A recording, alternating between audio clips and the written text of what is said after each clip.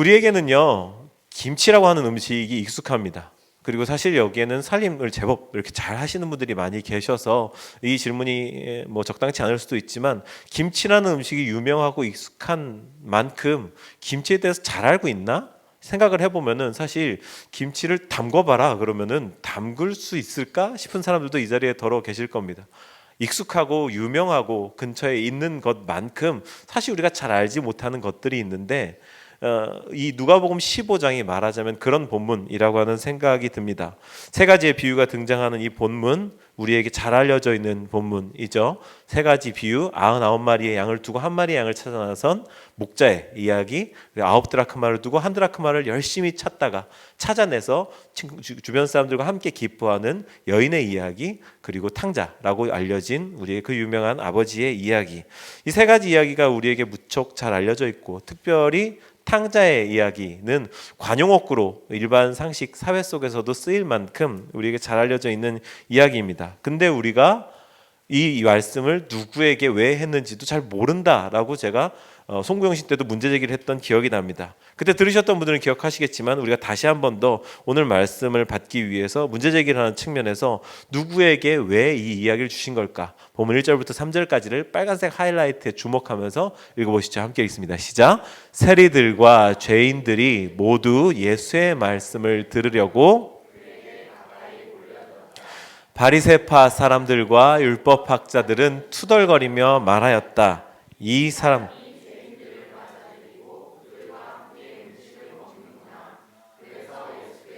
그들에게 이 비유를 그래서 그들에게 이 비유를 말씀하셨다라고 하네요. 그들이 누군가요? 바리새파 사람들과 율법학자들. 이들이 수군거린 내용은 이 빨간색 하이라이트였습니다. 이 사람이 죄인들을 맞아들이고 그들과 함께 음식을 먹는구나. 그들과 함께 식사를 하는구나. 당시 충성되다, 그리고 사회적으로 올바르다라고 하는 지지를 받고 있던 사람들, 바리새파 율법학자들, 이 사람들이 용납할 수 없는 행동을 하고 있는 예수님의 모습을 보고 이렇게 부정적인 의미에서 감탄하면서 내뱉은 거죠. 이 사람이 이런 사람이었구나. 용납할 수 없는 사람들을 용납하는 그런 사람이었구나. 예수님의 모습에 충격을 받았다라고 할 수 있는 거죠.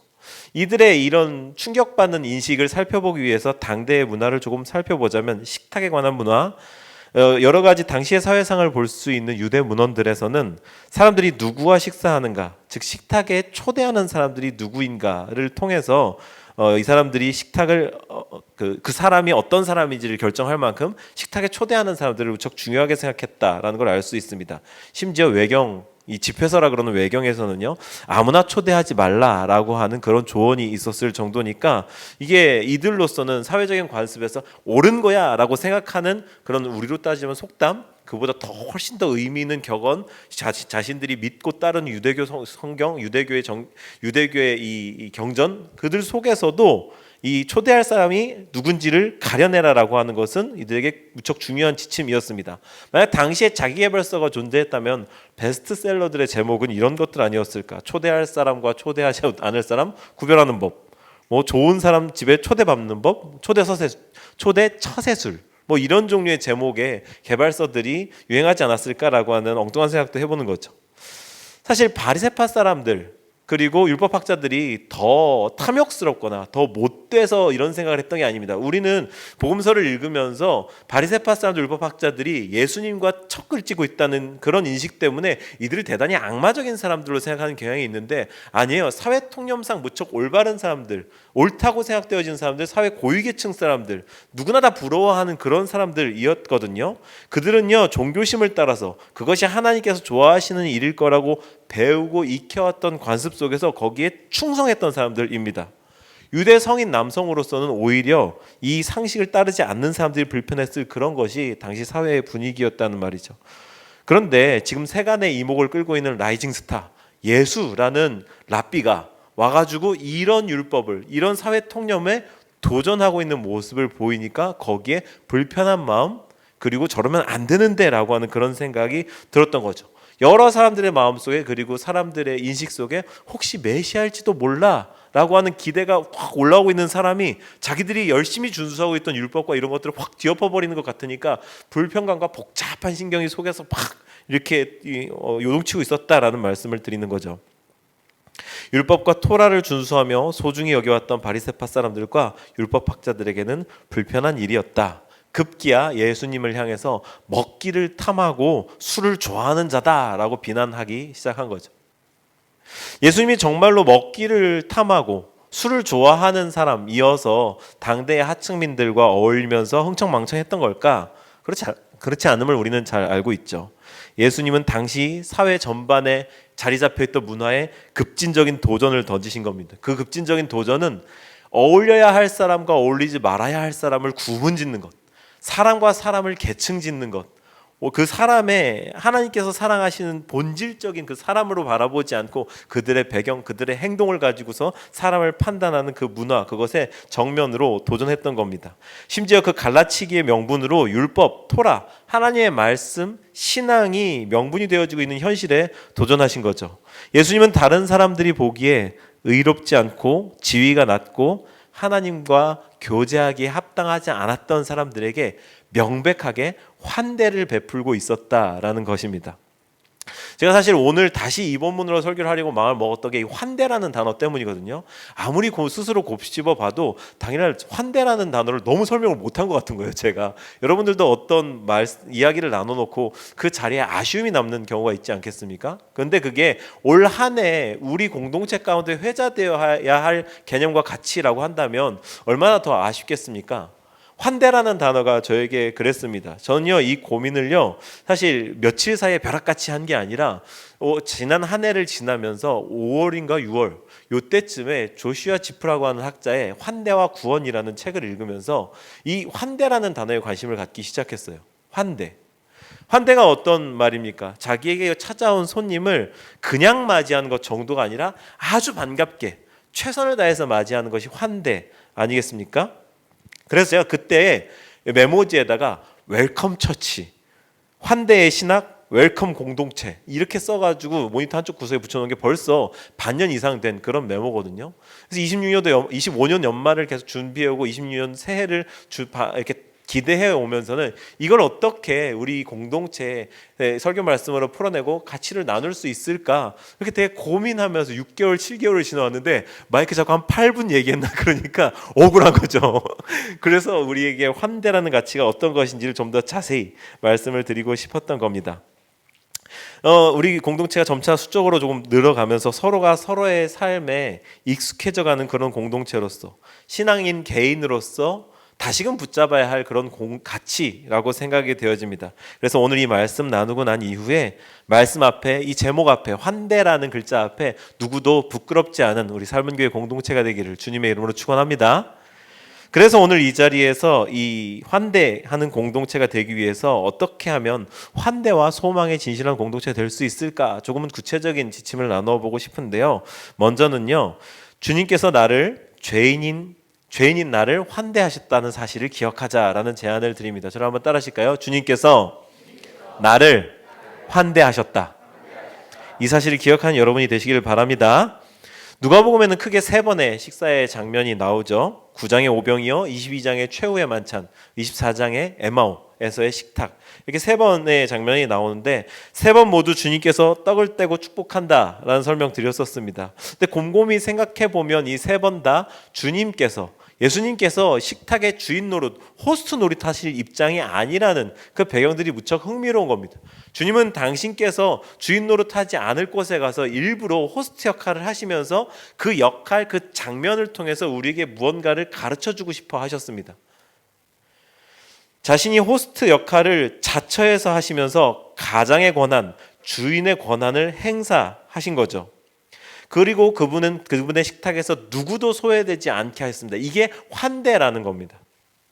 어린아이, 여인, 심지어 자신을 팔아넘길 배신자에게까지 주님은 자신이 주인이 되셔서 떡과 잔을 배부르게 베푸셨습니다. 오병이어의 현장에서는요, 모든 사람들 아무것도 가지고 나오지 않았지만 그분을 바라고 나온 사람들에게 그분께서 직접 모자란 것들을 기적을 베푸셔서 모두에게 배불리 먹이시는 환대를 베푸셨습니다. 그리고 제자들과 함께 최후의 만찬을 가지실 때에는 그 가운데 분명 자신을 팔아넘길 사람이 있음을 아심에도 불구하고 그들에게 이것이 너희를 위해 흘리는 내 피, 내 몸이다라고 찢어 선언하시면서 그에게까지 나눠 주셨다. 환대하셨다. 누구도 가리지 않았다. 특별히 오병이어 사건에서 이 사건을 기적의 측면에서만 바라보는 그런 경향이 있는데요. 아니요. 이 장면은 그저 신비한 능력으로 많은 사람들을 배불리셨다. 그게 포인트가 아니고요. 주님께서는 그분께 나오는 모든 자들을 환영하셨고요. 그리고 비스듬히 기대어 앉게 한 후에 모두 다 앉으라고 하셨거든요. 다 앉게 하신 후에 그분을 그 사람들을 직접 먹이셨고 그 결과 모두가 배불렀습니다. 모두가 다 완전히 만족하고 배불렀다. 예수님의 환대 안에서 모두가 완전한 만족을 누렸다.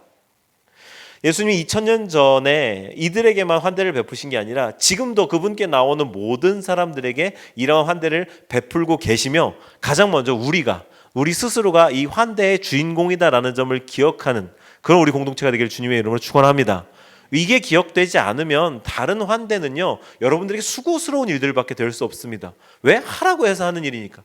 그런데 사랑받아본 사람이 사랑할 수 있는 법이라고 이 환대를 기억하고 이 환대가 얼마나 큰 것인지 실감나는 사람들에게야 다른 이들에게 진정성 있는 환대가 흘러가고 베풀어질 수 있는 거죠. 두 번째로는요, 어떻게 환대와 소망의 진실한 공동체가 될 수 있을까? 그것은요, 서로를 환대하는 것으로 가능하다라고 말씀을 드립니다. 한번 따라 하실까요? 서로를 환대하라.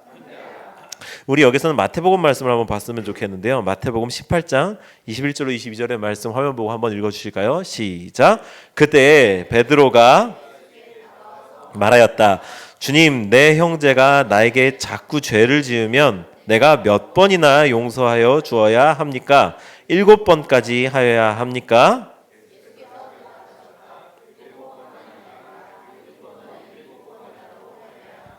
이 베드로 질문이 조금 묘하거든요.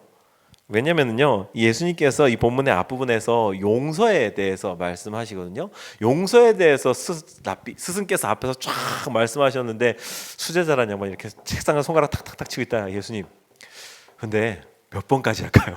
몇 번까지 용서할까요? 이렇게 대본에 이 질문이 나온다는 게 저는 조금 재미있었습니다. 베드로라는 사람으로 한번 보자고요. 베드로가 갑자기 뜬금없이 성령의 계시를 받아 성경에 기록될 거니까 여기 이 질문 해라. 그래가지고 주님 몇 번 할까요? 이렇게 횟수가 궁금해서 물어본 걸까요? 저는요, 베드로가 제자 공동체 안에서 갈등을 겪고 있었다라고 생각합니다. 저만의 주장이 아니고요. 이 학자들 사이에서도 이렇게 제자들이 다양한 사람들이 있었잖아요. 어부도 있었고 열심당원도 있었고 세리도 있었고, 이들은요, 지금으로 따지면 제가 여러 번 든 비유인데 이 비유 적절하지 않다고 듣기는데 그냥 저는 퍽 와닿았거든요. 이재명하고 윤석열하고 이렇게 다 한 목장에다 몰아놓고 예수님이 인류 역사상 가장 빡센 목장을 운영하신 그런 목자하셨던 거죠. 이 섞일 수 없는 사람들. 그러니 베드로도 지금 누군가랑은 불편한 겁니다. 몇 번 용서해 줘야 될까요? 내가 몇 번까지 참으면 하나님 이게 내가 맞는 겁니까? 주님 알려주십시오 라고 하는 그 맥락 가운데서 질문을 한 겁니다. 내가 진짜 이해 안 되는 사람이 있는데 어떻게 해야 될까요? 라고 하는 그런 질문, 그런 볼멘소리였을 거다라는 생각을 한다는 겁니다. 그런데 예수님의 대답은요, 네가 받은 환대를 기억해라 라는 의미인 겁니다. 네가 받은 환대를 기억해. 그러면은 너는 환대하지 않을 수 없을까? 왜? 이 이후에 이어지는 본문에요, 주님께서 이 1만 달란트 빚진 자의 비유를 말씀해 주시거든요. 야, 네가 받은 환대를 기억해. 네가.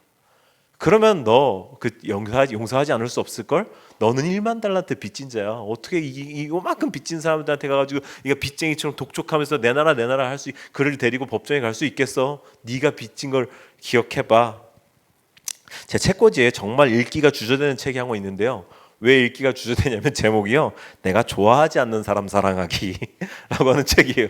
내가 좋아하지 않는 사람 사랑하기. 되게 오래된 책인데요. 사실 폈다가 덮고 해가지고 안 읽어본 지 너무 오래됐는데, 저간 이 책에요, 그래도 이 말씀을 준비하니까 꾸역꾸역 펴서 봤거든요. 이런 내용이 있더라고요. 나의 관계들이 그리스도를 영화롭게 하기 원한다면 이 원칙을 지키라. 뭐라고요? 나의 삶이, 나의 관계들이 그리스도를 영화롭게 하기 원한다면 이 원칙들을 지켜라. 이렇게 세 가지 하는데요. 사랑 안에서 참된 것만 말하기, 덕을 세우는 말만 하기, 비난하지 않기. 사실 이 책에는 비판이라고 나왔는데 저는 비판, 건전한 건설적인 비판은 장려하는 편이어서 좀 비난이라고 바꿔봤습니다. 비난은요, 맹목적으로 깎아내리는 것만을 목적으로 하잖아요. 비난하지 않기. 사랑 안에서 참된 것만 말하기, 덕을 세우는 말만 하기, 비난하지 않기. 이런 지침들에 우리가 다 공감합니다. 생각을 해본다면 나도 이런 비난들 속에서, 이런 정죄 속에서 자유롭지 못한 사람이라는 걸 우리가 알죠. 우리가 얼마나 큰 용서를 받았나, 얼마나 큰 용납을 받았는가. 하나님이 그리스도 안에서 나를 받아들이셨네, 얼마나 큰 낭패 가운데서 나를 건지셔서 받아들이셨는지를 기억한다면 다른 일을 용납하지 못할, 다른 일을 환대하지 못할 이유가 어디 있겠는가. 그러니 내가 어떤 환대를 받았는지 기억하면 서로 환대하는 공동체가 될 수 있겠다. 심지어 성경도 이렇게 말하죠. 누가복음 6장 32, 33절에 함께 읽어주시죠. 시작. 너희가 너희를 사랑하는 사람들만 사랑하면 죄인들도 자기네를 사랑하는 사람들을 사랑한다. 너희를 좋게 대하여 주는 사람들에게만 죄인들도 그만한 일을 한다.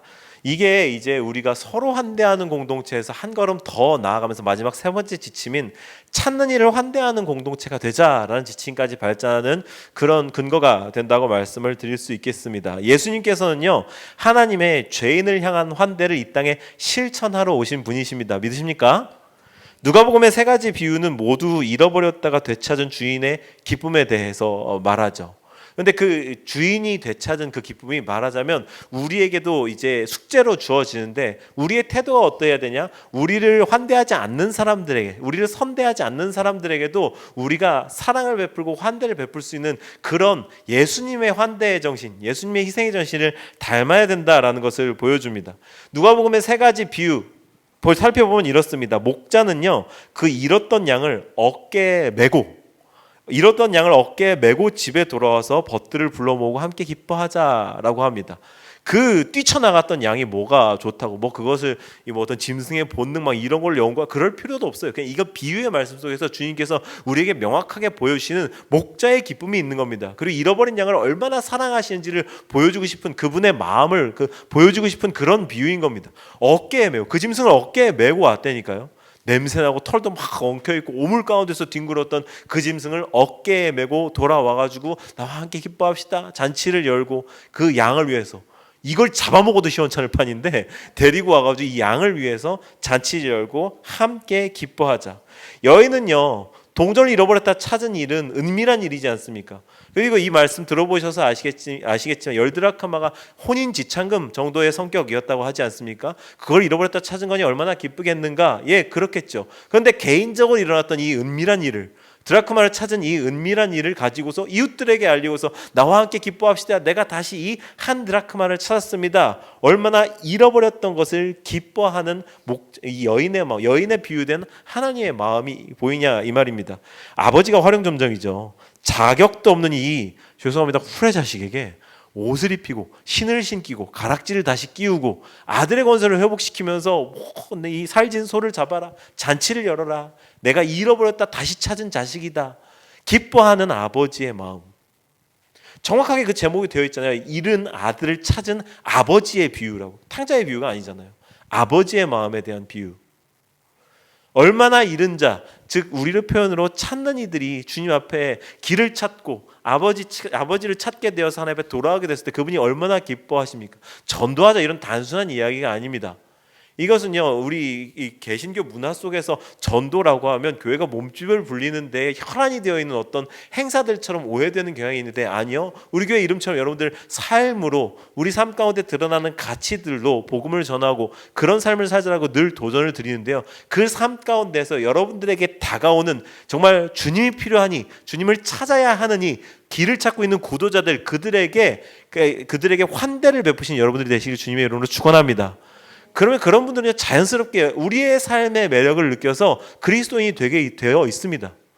그게 제가 정말 궁극적으로 이상적으로 꿈꾸는 전도입니다. 그냥 어느 날 특정해서 탁 잡아가지고 행사를 열어가지고 이렇게 쫙 와가지고 이런 뭐 그런 방법론들이 있을 수 있죠. 비난하는 것이 아니라 그렇게 한때에만 집중되어 있는 행사로서 전도를 생각하지 말고 우리 삶에 스며 나오는 그리스도의 향기로서 전도를 생각하자. 그래서 우리 교회에서 왕왕 일어나고 있는 전도에 저는 무척 자긍심을 느낍니다. 여러분들의 삶을 바라보고서 그 삶에 반대하지 않아서 그보다 더 나아가서 그 삶에 동참하고 싶어서 함께 공동체를 찾는 이들이 있다는 사실이에요. 건강하지 않은 공동체에 있다면 그 공동체 함께 하자 그러는 것은 조금은 민망하고 더 나아가서 좀 심한 얘기지만 창피한 이야기일 겁니다. 자기가 공동체에 소속되어 있다는 걸 드러내기 창피할 겁니다. 대한민국의 지금 개신교의 현실이 개신교인이라는 것을 드러내는 것이 창피해지기까지 하는 현실로 치닫고 있는데 그 가운데도 소망은 있습니다. 여러분들 같은 삶으로 인해서 할렐루야, 그런 자랑, 그리스도의 자랑이 되는 우리 모두의 삶이 되기를 진심으로 축복합니다. 제가 정말 자랑스럽게 여기는 바, 뭐 저의 지침이나 뭐 어떤 뭐 부탁 지시로 인해서 한 게 아니라 우리 공동체 안에서 자발적으로 일어나 가지고 서로 찾아가서 뭐 삶을 나누고 뭐 맛있는 거 먹을 거 나누고 막 이런 일들이 일어나는 것을 저는 무척 자랑스럽게 여깁니다. 어디 가서 목회자 모임을 하고 저희 지방의 모임을 하거나 하게 되면 제가 되게 자랑해요. 저는 정말 좋은 분들을 만났고 주님께서 좋은 분들을 보내주셔서 그분들과 함께 정말 아름답고 예쁜 감격적인 공동체 이루어져 가고 있습니다. 그 비결이 뭐예요? 제가 하는 거 없고요. 이렇게 잘 하시던데요. 저는 한 거 없는데요. 그게 저의 자랑이거든요. 그런 서로를 사랑함, 소중히 여김, 서로의 삶의 찾아감이 이 새해에도 지속되어지는, 더 확대되어지는 우리 모두의 삶이 되었으면 좋겠습니다. 이제 설교를 마치려고 합니다. 오늘은 밴드 모두 다 좀 올라와 주시기를 부탁을 드릴게요. 같이 아까 마지막에 드렸던 찬양이 무척 감격적이었는데요. 사랑하는 여러분, 우리의 제1의 정체성 잊지 않으시기를 바랍니다. 우리는요 모두 다 하나님께 환대받은 사람들입니다. 하나님께 환대받은 사람들. 아버지께서 이 누가복음에서 15장의 세 번째 비유, 저는 거기서 가장 감격적인 표현이요, 아직도 거리가 먼데거든요. 아직도 거리가 먼데. 이 표현이 주는 그 되게 깊은 묵직한 감동이 있지 않습니까? 아직도 거리가 먼데. 아직도 거리가 먼데 달려 나와서 그를 끌어안고 목을 어긋맞대고 얼굴을 어긋맞대고 끌어안아서 환영했다. 그를 환대했다라고 하는 사실은요, 그가 언제나 돌아올까 항상 집 밖에 나와서 마을 어귀를 내다보고 있었던 아버지의 모습을 상상하게 해줍니다. 아직도 거리가 먼데. 그게 지금 이 자리에 없는 저기나 세상에서 막 뭐 죄짓고 있는 죄인들을 향한 하나님의 마음이기도 하지만 나를 바라보는 하나님의 시선이라는 것을 가장 먼저 기억하셨으면 좋겠습니다. 이런 오늘 들은 말씀, 나눈 말씀들을 기억하시면서요, 내가 환대받은 자녀라는 사실이 가장 실감날 때, 즉 아버지가 아직도 거리가 먼데 나를 보고 있다가 팍 달려 나오시는 그때가 언제였지? 그걸 한번 기억해 보시면서요, 거기에 대한 추억, 그때 있었던 어떤 기억 간단하게 적어 보였으면 좋겠고요. 그걸 바탕으로 나의 직장과 학교 또는 삶의 터전 가운데에서 환대해야 할 사람 누굴까? 구체적으로 한두 사람 정도 떠올려 본 다음에 그에게 혹은 그녀에게 내가 어떤 환대를 베풀 수 있을까? 한번 결심 한번 해보시죠.